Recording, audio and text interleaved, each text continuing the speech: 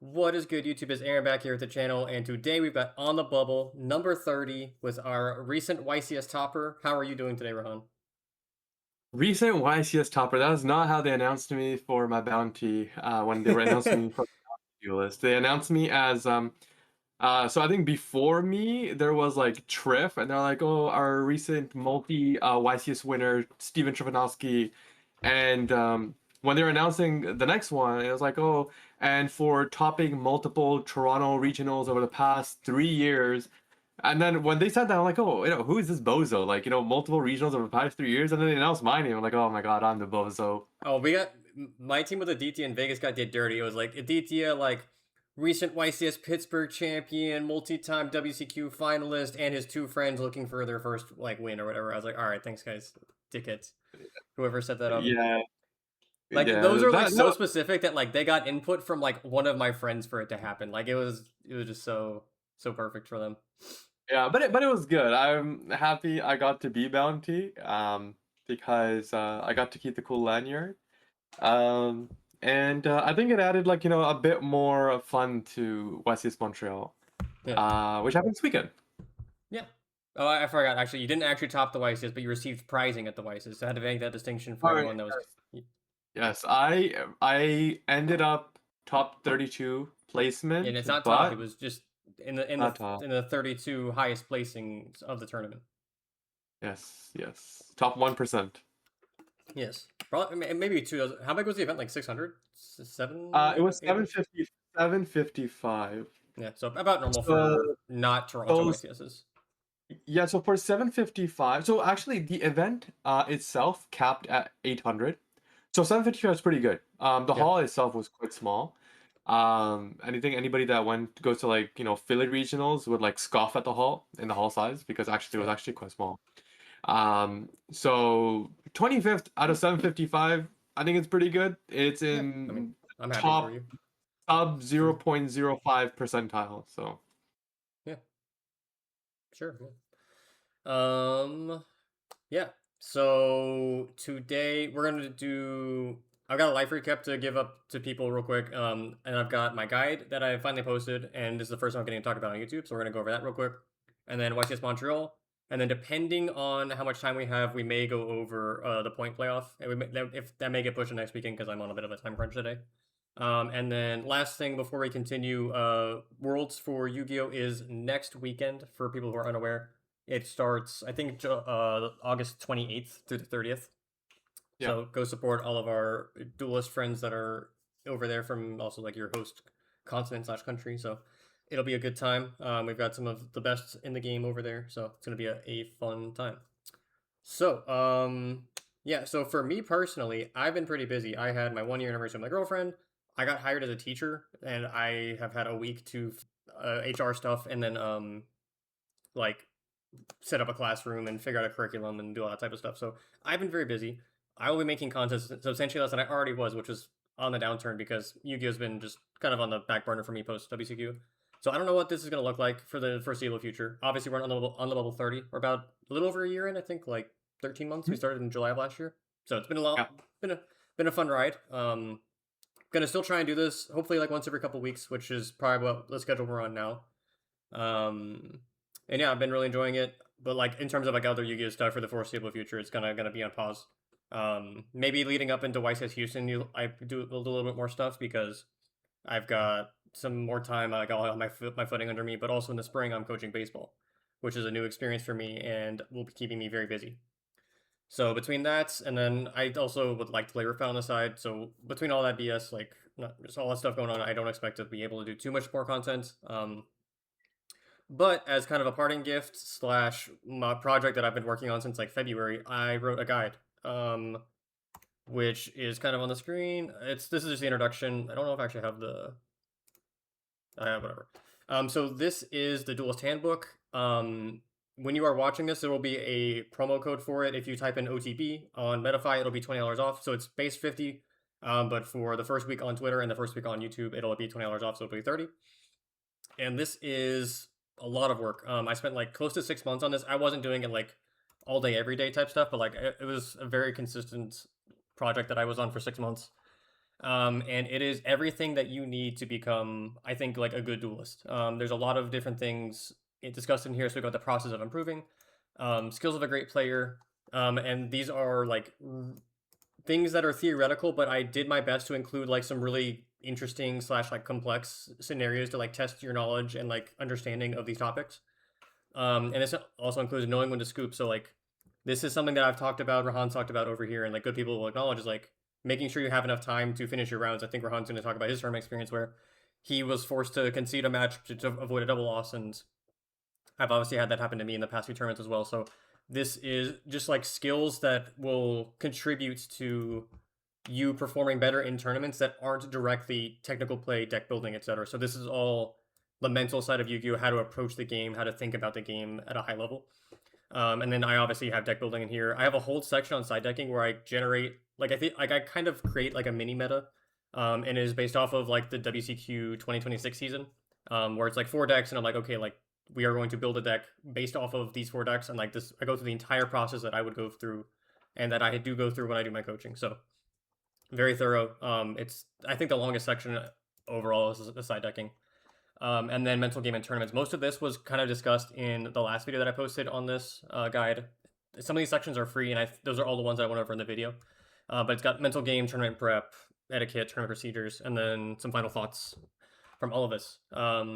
I have gotten pretty good feedback from everyone that's read it, and I was very fortunate. I gave it to Paolo Goncalves. He gave me a pretty solid rating. I'm going to do some content with him at some points, because he's also been doing some more like deep Yu-Gi-Oh discussions as well. So yeah, I'm very proud of it. It's probably the thing I'm the most proud of in like recent memory. Like I enjoyed doing some like the pro player interviews, but like this has been a lot of work, and I'm very happy with how it turned out.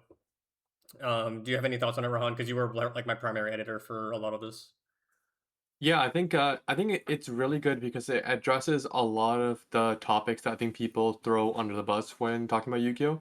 I think Yu-Gi-Oh! Is really difficult to get into like the roots of it because I think any player, whether they're coming back from a break or whether they're getting into the game, I think it's very easy to get swept up into format specific details. But I think, these are some of the things that actually allow you to reflect on deep-rooted skill sets. So things such as, understanding like the theory of the game, right? How to do some basic things such as like, testing to actually learn I think my favorite part was proactive versus reactive risk. Because I think you do an excellent job in terms of laying out concrete examples of, I think, relatively recent examples of what proactive risk is versus what reactive risk is and differentiating between the two. I think a really good example for it is, for example, playing into Molcharmies. I think that's something that I've seen a lot of players struggle with is when is an appropriate time to play into Molcharmies and really give your opponent draws versus when is it appropriate to give your opponent like minimal draws and what are the pros and cons between the two. So I think there's a lot of good stuff in here that really addresses the root of game development and especially personal growth. And I think it is by far, like, if you're spending, I don't know, like you're spending $30 to go to a regional, but I think spending $50 here to develop really strong skill sets to like top regionals, I think by far is like one of the best investments you can make. I love how like your favorite part of the guide is the thing that you had the most influence over. What a surprise! He contributed a lot to that article, and it was very very good. So yeah, I like I said, I'm very proud of the work. This is something that I see in a lot of other card games, like in Magic. I don't remember all of like the books, and at one point, Patrick Hoban wrote a book called Road of the King, where Yu-Gi-Oh is a game that is very difficult to kind of like get to the roots of. And in recent memory, like or not recent memory, like over the past like I'll say like 5 or 6 years, Yu-Gi-Oh's changed a lot to where Road of the King. I think some of the stuff has transferred over the course of time, but I haven't read it in a while, so I'm not gonna like speak too closely on it. Um, but Yu-Gi-Oh has developed a lot over its lifespan of over 20 years at this point. And I think we're finally at a point where like we have a pretty good understanding. Konami's kind of like structuring their cards the same, like where we have like non-engine, like the garnets and bricks and those are like have less punishing like rolls in them. Like historically, Gem Knight Garnet and Brilliant Fusion, like when you drew Garnet, it was completely dead. But now when you draw some Garnets, like they're like less damaging to your game plan. So hopefully this is going to last for a while. I obviously am able to update it, and that was my intent. So if this thing is still relevant in 2 years and people don't know what Cool Tune or Mitsurugi are anymore, then I'll update some of the stuff to make it more relevant to that time. But I think the principles that are discussed in here are going to be relevant for as long as the game is around. So that is the goal of it. I think this could translate to other TCGs as well if it's just something you want to like understand, because I have a pretty deep background in poker and Yu-Gi-Oh, so like I think I'm able to translate some of those skills into this.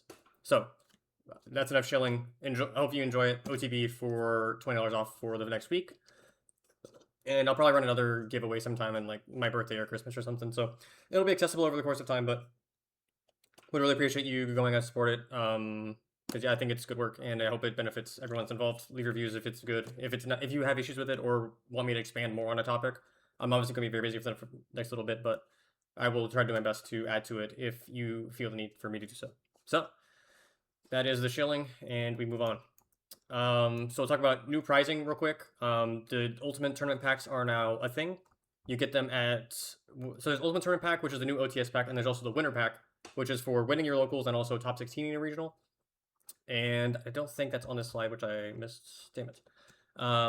But yeah, I think that is a fantastic addition. Obviously, no real negative to it. The one consistent thing that I've seen amongst Konami is they, for some reason, pick a lot of filler cards. Like there's like I think Welcome Labyrinth in one of the winner packs. Like there's just like some random ones that are kind of disappointing. Like when you look at the YCS prize cards, like Econ's cool, but like what's this Galactic Galaxy Ice Photon Dragon, like Ultimate Slayer, Black Oat Laughs. Like these are all like fine cards, but like there's nothing in here that's the same level of like Blue Eyes White Dragon in the first rotation. So So actually, Stardust Dragon is actually pretty big. oh really? And so from what I've seen, because obviously this weekend in Montreal was the first time that these day two packs were debuting with this card pool.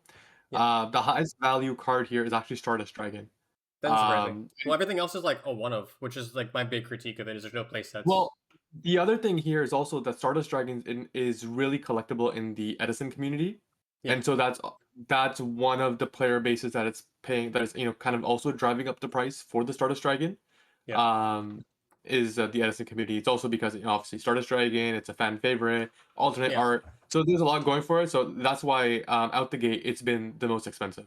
Well, yeah, that's why Gale was one of the biggest selling cards in the old one.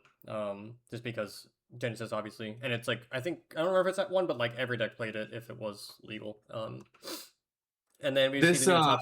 Oh, sorry. Judgment is a really nice price card. Like it looked Mm-hmm, so nice in person, and I think they like making it super rare was such a good decision. mm-hmm. They also give you your price cards in like the nice like envelopes, like you can see over here. Yeah, They're yeah, very similar to like the world's envelopes that they gave things in before. yeah. Call of the Haunted is also really nice. From what I've seen, like day one sales, Call of the Haunted. One of the issues is while they've increased the pricing technically, Mm-hmm. that players are eligible to receive, they've also at the same time, in very much Konami fashion, they've decreased the value of their own pricing. And the issue is top 32 in advance gets the exact same pricing as top 32 in Genesis. So that means that instead of there being, for example, like right now, when Pancho won the ultra rare prize card BLS, there's not Mm-hmm. only one, but there's two because the Genesis champion also won the exact same card. Yeah. It's the same issue with the Solemn Judgments. There's not 32 in rotation. There's actually 64 in rotation already. Mm-hmm. So the value of these cards are already dropping, even though it's only been the first event. Yeah, it's a pretty like I understand why they're doing it, right? Like they're trying to push Genesis as like a legitimate format. I'm not gonna get into like a whole spiel on that. Maybe on a different episode where we have more time, we can. But I think it's pretty disappointing. Like I get it, right? Like they want to push it. Like this is probably the best way to do it is to like make the pricing the same, but like maybe it works, right? Because you can do both events. It's not a big deal, but I think it's pretty. I don't know. Like it's like fine, but like it also is kind of weird. I don't really have a like good articulation for it. I think hopefully people understand what I'm saying. Where like there is a distinguishment between the two. Um, Advanced obviously has more prestige behind it, as it is a substantially bigger. I guess the big thing is it is a substantially bigger tournament. And honestly, from an EV perspective, I think playing Genesis maybe would just be worth more, right? Like you're playing against like 200, like maybe a quarter of the size of the tournament, and I'll say the average quality player in the tournament is probably a little bit lower just as a result. Just Um, because also if you are so selecting between TCG and Genesis, most people are going to select TCG the day two. So that's like the main thing that I'm looking at in that discussion. so there's a few elements here. This is really fun. This is like the first event that I've been to that neither Aaron nor Logan have been at. So I get to add Yeah, so you get much to be input to this. your boots on the ground. Yeah, And boots on the ground this time. Okay. So, I don't know how it was for the WCQ, but basically for Genesis, I think there was around 132 players that signed up in Swiss. mm-hmm. That's a really low turnout. So to make the pricing the same as that in advance, so we already calculated, right? So for example, right, I got 25th after Swiss out of 755 players, right? And even then, it's a really small event. Yeah, Like this is probably like this one it's of the already very smallest. small. Yeah, Yeah, it's already like North American YCSs, but like you're already in like the top sub 0.5% of players. But now you're making another event that is, everything is the exact same. You're just playing like, with slightly different rule sets. You have 132 players, but you're giving them the exact same thing. And then the other issue is, it's like you look at the trophy itself, there is no distinguishment between like it being like the Genesis win. I think the yeah, prize card itself, I think has like that distinguishing line that this is yeah. for the Genesis winner. But I don't think the trophy does, unless I'm mistaken, and the BLS there actually does. Oh But yeah, really quick. I The BLS is sick. Like that is a fantastic prize card choice. That's something I kind of glossed over, but like this is a substantial improvement over the another versus. Please continue. oh, 100%. And this change was actually introduced in the OCG and Yeah. not the NA, which +1 for the OCG this time around. And usually they don't get a lot of things right, but this they got very much Yes, right. they smashed it. It's fantastic. Yeah. So I think there definitely could have been a lot of merit to making the pricing for Genesis different. That doesn't Yeah, mean it they doesn't have to need be worse, to. just different. I think is It doesn't have to be important. worse, exactly. Exactly, just make it different. Like for example, instead of giving it like the BLS, it very easily the Galaxy Eyes could have been the prize card. Right? Alt Sure. Art Yeah. Galaxy Eyes could have been the prize card for Genesis, right? It's iconic because it's from the Zexal era, right? It's kind of like the same stat line as Blue It's Eyes. iconic. It's a Yes, surely. right. It's iconic. So by that, you don't devalue the prizes that players are winning, but Yeah. by giving people like more copies of the same prize cards, it's just like you're kind of just screwing over the player base. So, for Yeah. example, Call of the Haunted alt art day one is already selling for 250, 200 to 250 USD, which I don't know how much Veilers were selling for on By like from the the end of get their go. life cycle, they were 200 or less. Like they dropped off a lot. So, but Yeah, like if I that's think where, because but also effective is a relevant card. Is a three of in when it's played in relevant Yu-Gi-Oh, it's also played in older formats. Call of the Haunted's only really played in older formats. I think the alternate art may add some value to it, um, but it wouldn't have been my first choice of prize card. So I think again they're reasonable. doing great things. I just think they fall short in some small ways. And I think the big one is, like you mentioned, differentiating between Advance and Genesis in some way. Because in the old, when they ran the Edison events, they just did like the Dark Lord stuff or like the old like the Yeah, super old prize cards. I think that is too little. I think this right. current structure is fine, but I think they should differentiate between the two. So I agree. I think I that's think enough on that that. being said, Yeah, sorry. I think I would definitely be hypocritical if I was in the position of winning a Genesis event. I would have loved it. All right. I mean, Um, yeah, if they are definitely working on ways to improve Genesis as of like a selling point or like a viable option. Like, oh, you get the same pricing. But like, if it was worse, I don't know how many people would play it. But at the same time, like they've done everything possible already for it to be viable. Like they made it accessible on Fridays. You're allowed to play both events. Like if these changes don't fix Genesis in terms of it being a desirable commodity for players, then I don't know what else they can do. Like they've done a lot yeah, already. I think it is unfortunately just like where we are at in the game. yeah, I don't know. There's like a lot of discussion in Genesis. There's obviously a lot of like Canadians that have had a lot of success in Genesis. Like you're talking, thinking Hanko Chow, who just won the NAWCQ Genesis Championship. So there's a lot of like, for example, Canadians that I know that are pushing for it.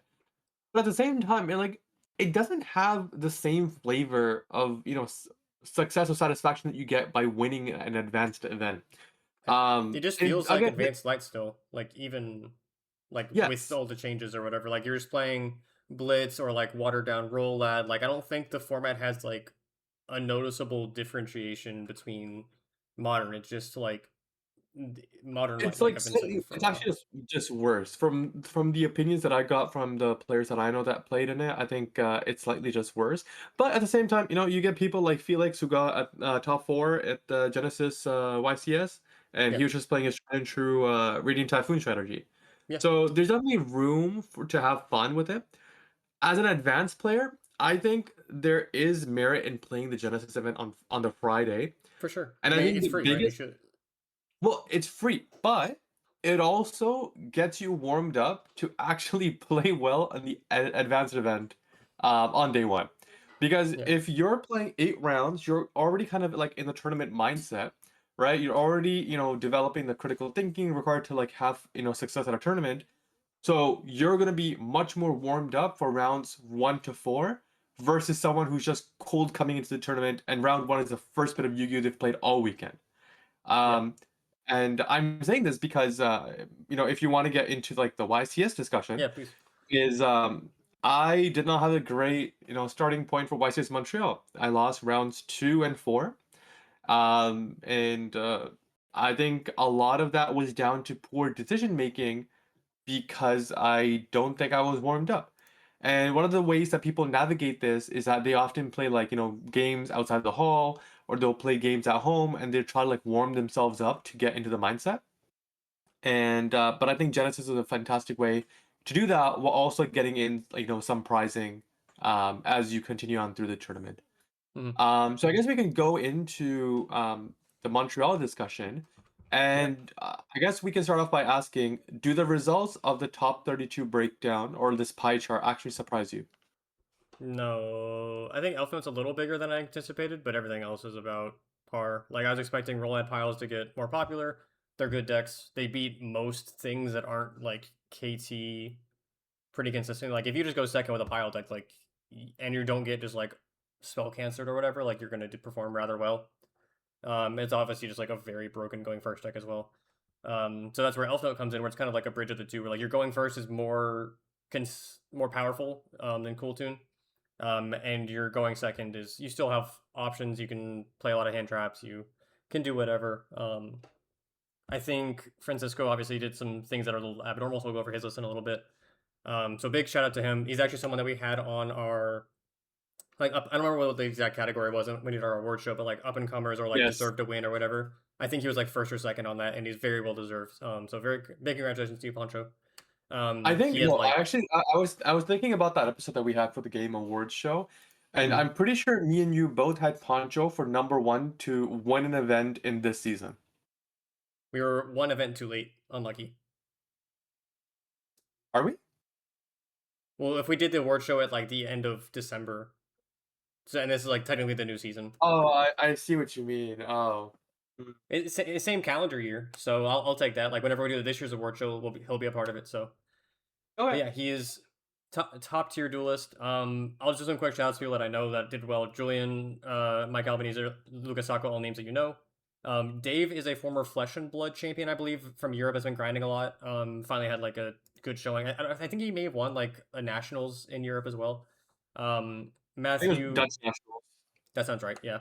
Matthew's a friend of mine who played a pile deck. We'll go over some of those lists a little bit. Milano, Yassine, Philip, who else? John Wilkin, Roberts, Way, Rahan obviously did well. Ruben, top 32. I think these are all the names that I recognize. So shout out to y'all. And yeah, we can start going into some of the deck lists. So this is the winning deck list. Rahan will go over yours as well right after his. Where's yours? Rahan, you're towards. Why is this? Right. Oh, yeah, Yeah, there. okay, whatever. So this is the winning list. A little bit different approach than what you took. We'll go over yours momentarily. So he played the Ecclesia in the main. He made the Fallen of Virtuous. Only one Welcome Home. Fair amount of hand traps. Two Medius, two Vidolium. And then he played some cool stuff in the extra deck, like Arcanine Magician. He played Ready Rose, which I think are good adjustments. Or like just like good extra deck tech options based on the format. Um, and he played like Stormbane as well to have a level 11 to be made off of Harmonia, which I think something you should be doing if you are playing that card. And then I think the big adjustment that he made, or not adjustment, but like thing to catch people off guard was Contact C versus the KT deck, which is good because most people cut the Chaos Angel. Most people are not playing Link monsters. So this card and Fallen of Virtuos, I think, also took like a pretty noticeable downtick over the weekend. So this card, I think, just like ate up a lot of the KT duelists, So, if I had to so guess. what's interesting here is that actually both elf notes that top forward were citing 3 context C. Oh, I didn't see the other one. Nice. Yeah, the other one was also citing 3 context C in the side. Brad Nickley. He's Yeah. I think believe he's from Nova Scotia, so like Eastern Canada. Oh, he's playing You both get of the Theory Lies. Wow, what a sicko. Yeah, I'm not so this one I'm a bit confused about because he's not playing the Ling, and that's like my biggest like propaganda for That's this why you deck is play it. like Yeah, it's Ling. because searchable. But he kind of just like I listened to his deck profile. He said he kind of just wanted to play as many extenders as possible, so that's why he played that. Fair enough. So yeah, this deck is like just a pretty big hand trap deck. You obviously have Regina, which in some matchups I think can provide a lot of potential value. Um, so yeah, I think there's like definitely selling points for this deck right now. I think he's also the only one that did the Hyper Librarian combo. I think most other people had cut it. I didn't see all of Hey, the deck list. hey, I did the Hyper Librarian combo.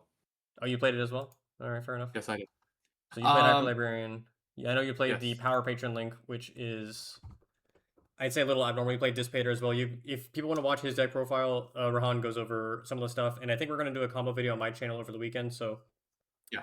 early next week, hopefully we'll have that up to where you can get some ideas. Also, Rahan's going to add a theory section like post YCS Montreal thing to his guide. So if you want to learn everything Elf Note, he's been playing this deck since like December or whatever when the deck was bad.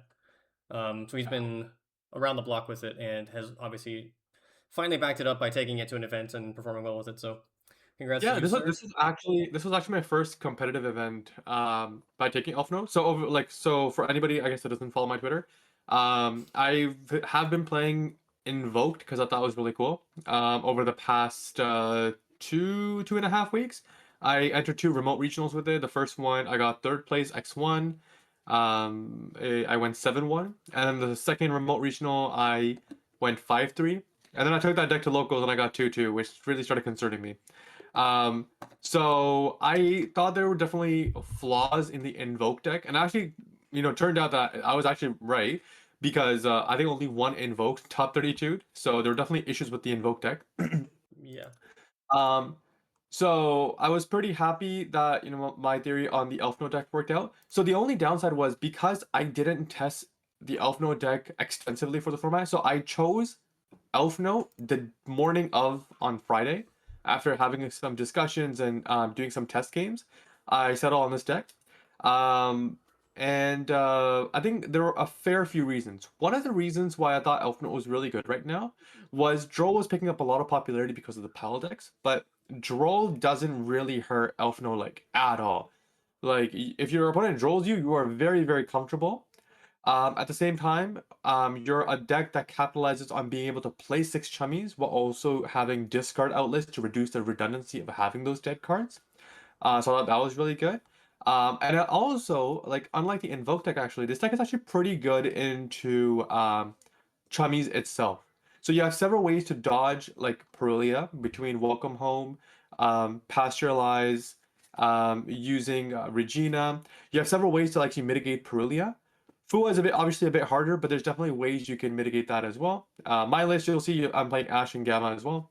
So that's you can see my deck profile on the Santoli channel on Santoli YGO. But Elfmill basically checked all the boxes I wanted. And as Aaron said, I do have a Metafy guide. So if you haven't checked it out already and you are interested in learning this deck, um, I not to toot my own horn, I definitely do think that there's a lot of good theory in it. Aaron can attest to this. The Dogmatic Ecclesia, Lulu Willith, and Fallen Virtuous package. So anybody that saw this deck for Nats in my guide, I was playing this package in my list for Nats. I didn't go to Nats, but definitely I had people that took this deck to Nats and they were playing this package. Mind you, not with the 3 Brave Sword Souls, but I think this package, and I spoke a bit about it on Twitter as well, it gives a lot of flexibility to Harmonia, because there's several instances in which you want a Harmonia and there's only one monster that you want to destroy. So by destroying sending Lulu, you're also able to get the Ecclesia, which now gives you a level 11 synchro. So he was able to do Stormbane. In my list, I was doing Psychic and Punisher. And the Fallen Virtuous then turns into something that addresses one of the weaknesses of the Elf Note deck, which is often removal because cards like Tinia and Lucina, Fortuna, they don't trigger on summon. So it's very easy to go, for example, like, playlist, target mix, pop your monster, or like remix effect, right? Sack off a mix, pop your monster, FNV, pop your monster. But because you have an Ecclesia in the graveyard, you're able to use FNV and revive your monster, which gives you a lot of flexibility in terms of how you want to use FNV in this deck. So I know that, so I'm really happy to see that it worked for Pancho. Personally, I don't agree that this was the event for FNV. I think Pancho played a lot more KT than I think I did, but I don't think FNV was personally correct for this event. But it's nice to see that he had success on it. Context, he was correct for Um, the event, though. That's what matters. well, Context was good for the event 100%. I think it's like one of those things where, like, do you expect your opponent to respect it? And if you go back to my list, I was side decking 3 Nibiru because my expectation was that most decks were not respecting it. And for the combos that I saw a lot of pile decks and Elf Node players do, people were actually not respecting Nibiru. So, for example, I thought Nibiru was a really good call for this event, and I think you just have to like make those reads on metagame trends and how people are playing. And I think that can be really good as well. Yeah, so I think Elf Node was a really good call for this event because I think personally it has a really good matchup into the Rolad deck if you play correctly. Roulette, I think, has a really good matchup into Cool Tune, and Cool Tune has a really good matchup into Elfno. So we're kind of like in the middle of a triangle format. And I think you can basically tell that by the top 32 pie chart that you kind of do have this big three that are in the format now. Um, if you haven't already, Anthony Zhu posted a nice video on sort of his metagame recap from YCS Montreal. I think something that was interesting that he addressed was this concept of metagame fatigue. A lot of players were not playing Cool Tune this event just because they're kind of tired of it. The deck's slightly boring. Rollout is a lot more fun to deck build with and play. Regardless of whichever variant you want to play with. So definitely there was a significant decrease on Cool Tune's representation, not because it was, weaker or worse by any means. People are just tired of playing it. Mm. So I think that is also what allowed a large chunk of Elf Note success as well, and why people were more comfortable taking Elf Note to this event. So that's something interesting if you want to go check out his video as well. Yeah.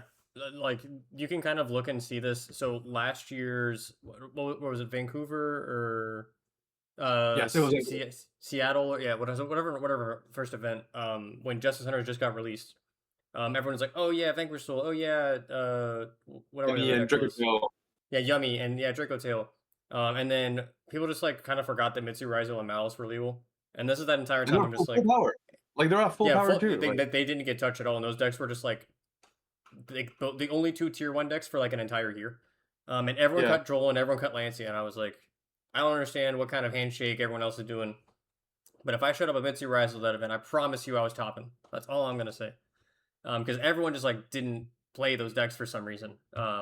So this is I think a pretty common thing. And like you mentioned, like KT's like I think it's an interactive deck, but it's definitely like not the most fun to deck build. When you're playing these pile decks, like we can kind of briefly go over some of them. There's just so many variants. You've got Azumina, you've got Mitsu, you've got Adventure. You can play like the branded pile that's like a smaller deck It's count. hard. Most of these are playing Yeah, 60 it's hard. now. Yeah, you got Yummy, you've got Fiendsmith. Like there's just so many different like avenues to deck build with this that make it interesting. Obviously for the pile player, the mirror match is definitely pretty. I don't know the right word. It takes a lot of time, we'll say. Yeah. And like you can obviously like change your non-engine around. You can play a lot of hand traps. You can lean into breakers. So there's a lot of different ways to build the deck. It's what I've been playing. Like I was playing branded rollout. I've been playing pile decks. Like they're fun. And I'm not taking Yu-Gi-Oh super seriously for the time being. Well, I wait for a ban list because I assume that'll happen sometime after Worlds, which is kind of the trend as of late. It could also Um, be over the next week, and then we'll get the ban list in effect after Worlds. But it can yeah, also be over the next 2 weeks, anytime. I would expect it by the end of the end of August, or Yeah, maybe like reasonable. I think by Labor Day at the latest. For Yeah. Canadians, it's like early September. I think like the 6th. That's gonna be my guess. So within the next 3 weeks. And I don't think there's any events between now and then. Maybe a South American YCS that I'm not up to date on, but There is Um, the remote YCS, I believe, next week, or this coming Saturday, if I'm not mistaken. okay, But so other than that, there is nothing. I think this might be YCS Paris, if I'm not mistaken. there's no Or YCS is that Paris not? that I can look it up later. Oh, So yeah, like these decks are cool. Definitely like the Nightmare Hands thing that I saw was really neat. There's a lot of like interesting lines you can do. I think if you are good at Yu-Gi-Oh, this deck will reward you for that. And you have some flexibility to play through Chimes and Drools and whatever, and however you decide to build your deck. So a lot of selling points for it. Obviously, like you can just get like Floodgate hand trapped out of the deck, out of the game. But like that's the price you're paying of playing 60, and you have less availability for non-engine. So it's yeah, I really like these funny. decks. Sorry. If you look at the extra deck, just quickly on just this deck, Mhm. if you saw 10 of those cards on the ban list, you would not blink an eye. That is a good point. Yes. So we're not going to go into a balance discussion. If it Yeah. hasn't been hit by the next time we do a podcast, we will. Um, but yeah, at a minimum, Reaper I think no one would care if it got banned. It's only used for evil. Firewall. I like Dmod. Probably could get banned. They just like again only really used for like slop. Firewall. Was banned Yeah, once. Banned ago. I think if you ban Zenith again, like Firewall, at least in modern Yu-Gi-Oh, I guess it's only really used for evil, but it's so specific in when it's good. Honestly, like if you want to leave Firewall in, I'm not saying you should. You just ban Protect Code because like this card only ever really used for evil. Sure. So yeah, like the real problem cards I think are Zena, the Charmer Quartet. I guess also only really used for evil, but also kind of based off of Zena. Cross Sheep is another So, card that I also like. Cross Sheep could get banned. Like I think at a minimum, Reaper Zena, like those two are like auto bans in my opinion. And then from there you could go Cross Sheep, Demod, and then either Protect Code or Charmer Quartet. All of these cards they just facilitate just like dumb combos for no reason. so one of the really interesting aspects of Charmers that I think a lot of people overlook is everyone's like, oh, it revives from our grave, it revives to blah blah blah. But if Super Poly is really prominent in the format, and this is one of the reasons I dropped the Invoke deck, It was the kind of Invoke kills deck Super was Poly, yeah. obviously you cannot use Super Poly. Yeah. So if you're fearing Super Poly in the format, a really good way to play around it is using Charmer, Quartet, and Bloom, revive back your two monsters, and your opponent's Super Yeah. Poly is now dead. And I Yeah, think that's a Mitsuru's really doing that as well, just for fun. There's like making SP or like Haggard Lizard Rose just to make it so their board doesn't get super polyed. So yeah, I think it's really interesting. yeah, I mean, I like that those wrinkles are there, but if it's being used to facilitate FTKs, I don't like it. So Yes, like you either have to, I think you have to ban one or the other. I would prefer again the problem instead of like the end board piece, because like this card like shouldn't actually be that big of a problem. Like, but like what it facilitates is. So that is unfortunately where we're at. And then yeah, when you look at this deck, like I don't. So Skullwarch Fiend of Chaos is probably a card that I could see banned at some point. I'm not sure when. In the meantime, I don't know if they're gonna ban Habakiri, but like they probably could. Um, so if you look at this deck, I like it. There's definitely some cards in here that like could be banned. I don't think any of the rollout engine is actually worth banning, but like no. the DMod I card is, and all the extra deck pieces are right. Like the main deck I of don't think this, I don't think is yeah, impressive. It is the extra deck that is the actual problem, in by my far. personal opinion. Yeah. 100%. I 100% agree with that. I think the entire reason to play this deck is to make advantage of all the broken, non-restrictive link monsters you have access to. Yeah. And if you want to hit Mitsurugi cards because they've been around for whatever, sure. Like I won't contest that, but I don't think the rollout engine itself is a problem. Um, yeah, and then like when I think most of the problem cards in Yu-Gi-Oh right now are all extra deck related. At least from my like, I don't think FNV is a card I want banned. Um, that's pretty much it. Like Fiendsmith, I don't care about. Yummy, I don't care about. Like all of the problem cards are like Aerial Leader sending Skull Archfiend of Chaos, right? Like it's like the specific cards that tutor all of the main deck pieces. It's not the actual main deck pieces themselves. It is just how accessible the main deck pieces are. But obviously, I want KT to get like neutered to some extent, just because the deck's very Yeah. impressive and not the most fun to play against. But grand scheme of things, a lot of the problems in the format are extra deck related. Um, I don't think the Brandon deck is like a really big problem. I think that may be contrary to popular opinion. Like people were talking about hitting Fallen on the white, and I don't want to turn this into a whole balance discussion, but that is a card that I've seen put on ban lists. Like you could maybe limit it, but or like limit if you limit Fallen and White, would that limit Fallen of Albaz? No, right? So I have no idea how the ban list works on that. I would assume Technically, not. If you limit Fallen of it's Albaz, you can only play one of both. But if you limit Fallen and White, you could still play one and one. I would assume. Well, if you limit Fallen of Albaz, no, you can only play one copy No, of no, yeah. Fallen of If you Albaz. limit Fallen of Albaz, you can only play one total. But if you limit Fallen and White, does that limit your Fallen of Albaz as well? I would assume not, but No, that's yeah, no, it right. was just 1-1. So you could play 1 and 1, which I think is fine. But like, I don't know, man. Like, Brained's never been my primary concern in the format. Like right now, the roll cards are significantly more oppressive in terms of creating a unbreakable grind game and just like how many cards that they generate off of themselves. For me to like, Brandon has now kind of been outclassed in that regard, to where Brandon was like, oh yes, this is like the control grind deck. Yeah, Elva Rollout engine does that substantially better, and it also interacts with the Brandon engine so favorably for Rollout that like that deck kind of just like makes Brandon very difficult to justify outside of it being a good KT matchup. So I agree. yeah, all the deck lists we pulled up. Where are we at time wise? We're okay. Worlds is coming up. YCS Montreal review. We can look. Yeah, I think this is like you said, kind of a triangle format. I'm curious to see if this continues. Um, I I think Poncho made a good call. I think you made a good call in terms of Elf Note. How did your pile matchup feel real quick? I guess we can see if that like did you feel like you had a good pile So matchup just due to the number of hand traps you played? So one of the biggest issues, so one of the reasons I switched to the pile deck, so from Invoked, was I was playing against some KT with the Elf Note and it felt really good because that was primarily like one of the worst matchups. So I felt against played against KT, it was fine. Then all my friends that were coming to the event were all playing pile deck, so I played Elf Note against all of them. It felt really good. I felt like the hand traps were doing damage in terms of choking out some of the plays. The only issue that I think that Poncho solved that I completely overlooked because I didn't have the right extra deck tools was the access to Ruddy Rose Dragon. That card is so needed for the Elf Node deck to Mm, deal with totally. the graveyard follow-up of the roulette piles because there's so many games in which you're able to like disassemble the half boards of roulette. Because for example, if they go like Ilya Sylvia, any special summon Elf Note monster gets over that, right? Yeah, So that's not a real card.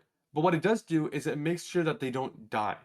yeah, So in essence, it's basically a battle failure. But so when that happens, you basically are just setting up your board. But they have so many pushes of follow up between the grave, the hand, and the field that dealing with everything is really difficult. And I think when you have access to cards like Arcanite Magician, Stormbane, Ruddy Rose Dragon, um, that's really good. And I think had I had that, I would have won two of the branded Rolad piled matchups that I lost. I would have won.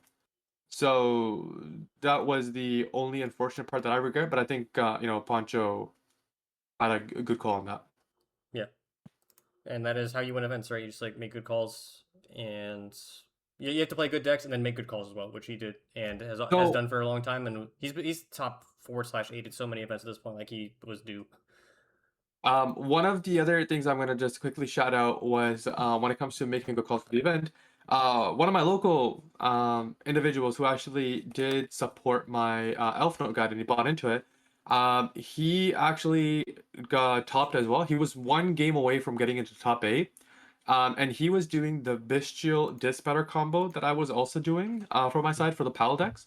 And the Bestial Dispatcher combo is a Rip 3 combo that's really good in the Pal decks because the Pal decks don't really play the conventional hand traps. Mhm. But a good pile opponent can definitely rip through your Elf Note board with 6 cards just because of how strong Black Chaos is. So that was also a really significant element to some of the games that I won against Pile was going Rip 3 with Visual Dissipator and Omega and then Tinia, making it so that it doesn't matter how good your deck is or how strong your deck is at going second. If you don't have cards, you're unable to play. Yeah, So shout out to him for getting top 32 or top 16, I believe.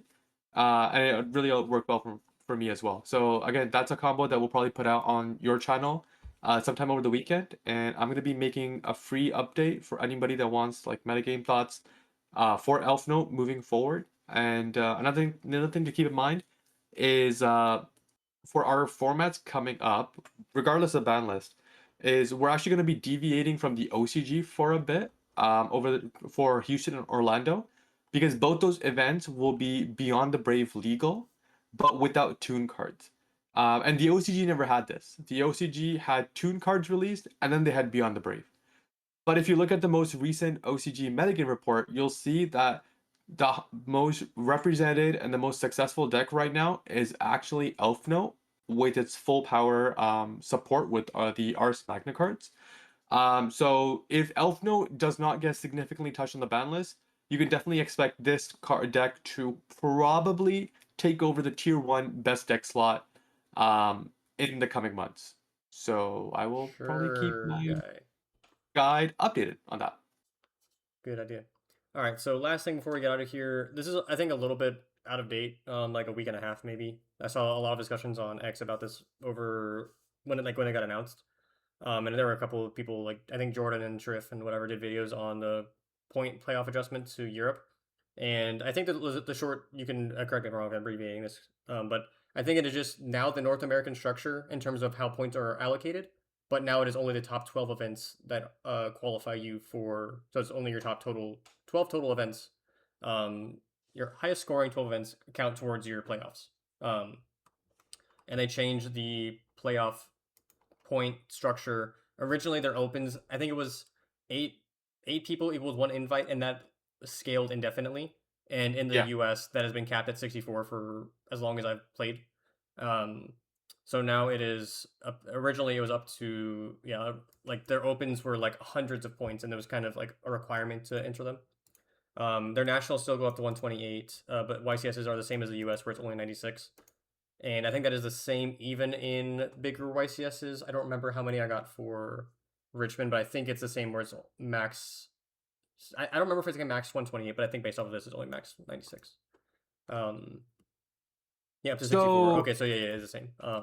yeah, So yeah, so I had the opportunity to talk to a few of the Europeans that came over for YCS Montreal, and obviously I think they're best positioned to comment on this just because they've been in the environment where some of them are going for world's points and they're playing in these events, especially the opens. And Jordan, I think Jordan and it was either Josh Kelly, Jordan, or Gabe Susi, one of the three. They put out, I think, a sheet that showed that for the top 12 finishes, that number is still too high. It doesn't actually influence anything just because if you count the top 12 finishes of everyone that was on the points playoff this year, they basically most of the majority of the points are still from the top 12 events anyway. So that doesn't really change yeah, anything. I think the biggest one is making the change to the open. I think that is probably the biggest one. For example, Josh made a video, I think at the tail end of last season, where he was talking about how he had to miss the French Open for a Duelist Cup event. And because he missed it, that basically screwed him out of points playoffs, whereas otherwise he was kind of in. Just because, obviously, like you said, attending these open events is basically mandatory because of like the indefinite amount of points that they actually award. hmm So I think that's probably the biggest change. I don't know how much the 12 event cap is actually gonna impact. I think they definitely could have been lower. But somewhere close to perhaps like your 8 best events. yeah, But I don't know what the right number would be. But I think it possibly is a step in the right direction. My personal opinion with the points playoffs is that I think I liked the structure that they kind of had before, where if you placed a certain number on the world's points playoff list, I think initially it was top two, that you guaranteed to go. yeah, I think making individuals spend all this time, money to get onto the playoff sheet, and then have to basically play 3 rounds of like a single elimination to qualify for Worlds is an abysmal way to go about it for the North American yeah, qualifier. I think the Europeans have it much better, where they do Swiss. Whoever's first after Swiss gets automatically invited, and yeah, then the remaining top four basically play like single elimination or something. yeah. It's Um, a 4 rounds, and then second through fifth play one match for it. Yeah, Yeah, and I think that's significantly better because it reward you're not gonna get punished for like 1 round of bad variance after a yeah, year of grinding. I think NA does a poor job of that. So those are my 2 cents on it. But yeah. perhaps one of the future podcasts we can get, and especially if NA does change its structure as well, we can perhaps get like someone who qualified through the points playoffs to perhaps comment on it and see what their thoughts are. Yeah, so I don't know what the perfect structure looks like. I think that's obviously subject to your personal opinion. There are things here that I think are definitely better in one region than the other, and also just like better in or like would improve the system overall. Europe's playoff structure substantially better than the United States. I think that is how it should work. One thing that I personally am a fan of, I think if you win a YCS, you should auto qualify for the playoffs.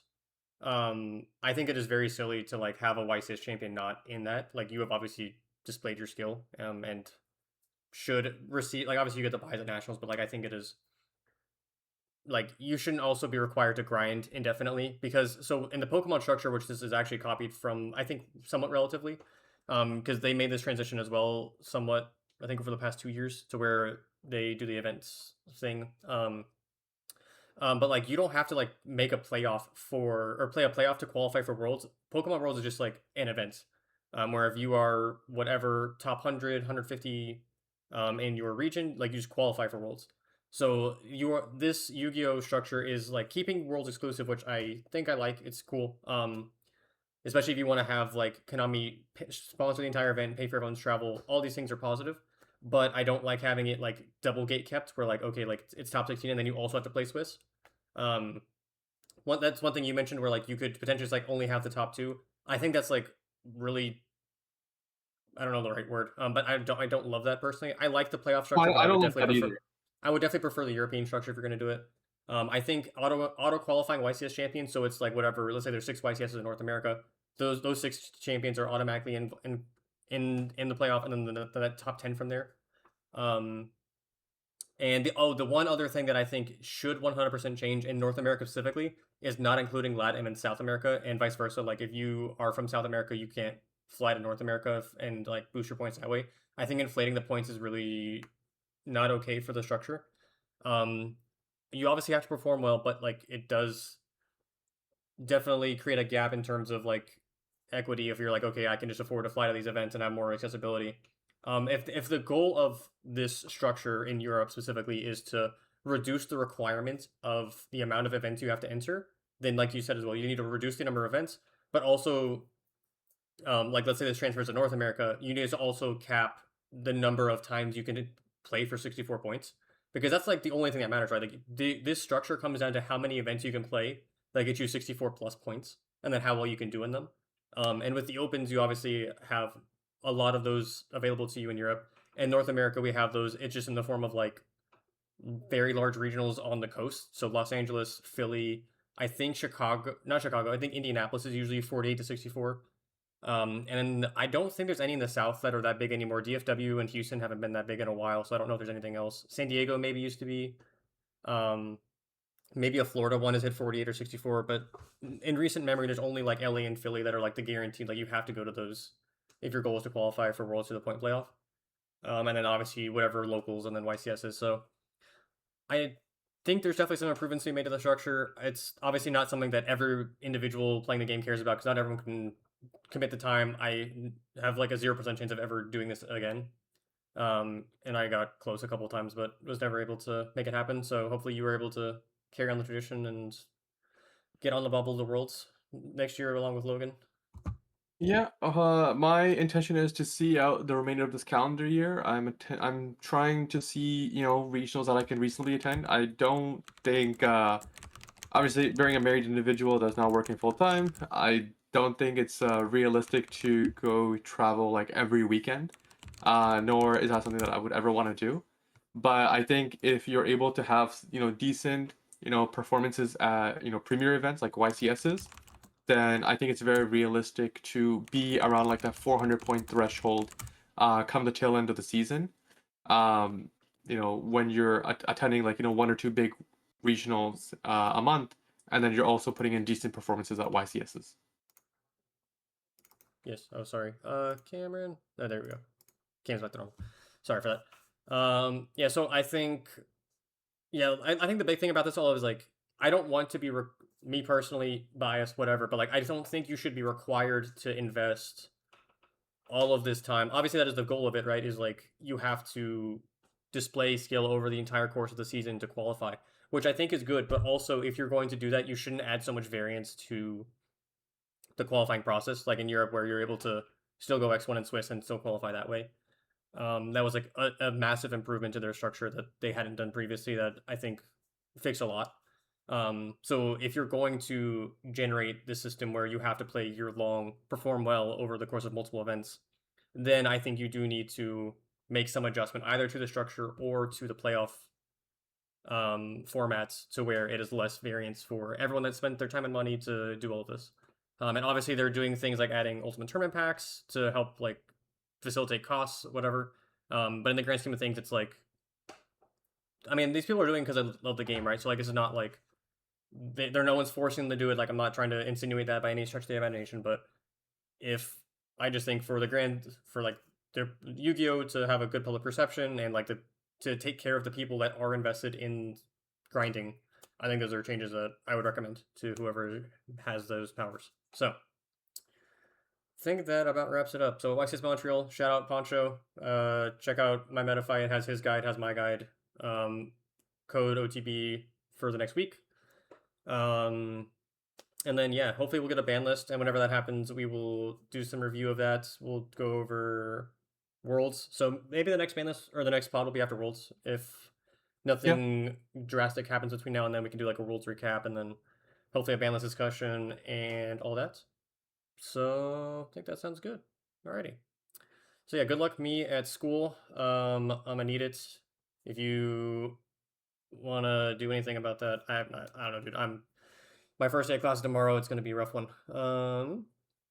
It's okay. I'm teaching You've I'm teaching freshmen. coached Yu-Gi-Oh players. You'll be I fine have with coached Yu-Gi-Oh students. players. I mean, that is what kind of got me into teaching. So I can't only thank myself for this, unfortunately. But I mean, I'm looking forward to it. But it's definitely going to be a hectic first couple weeks due to my late start. Like new hire stuff started a week before I actually got onboarded. So it's going to be a hassle. And I'm going to tell the kids that I play Yu-Gi-Oh at some point. So that'll be an interesting discussion as well. So I figured I'd rather just get out in front of it instead of have them find me on the interwebs on their own. So that'll be fun. So yeah, thanks for watching. See you in the next one, I guess. Anything final thoughts? No, I look forward to the season. I think Alpha Yeah, being the best deck has really hyped me up. yeah. Why would that ever not change? Yeah. Alrighty. So yeah, thanks for watching. Again, this is going to happen a little bit less frequently but I'm enjoying this. Sends positive vibes to me, and yeah, see you around.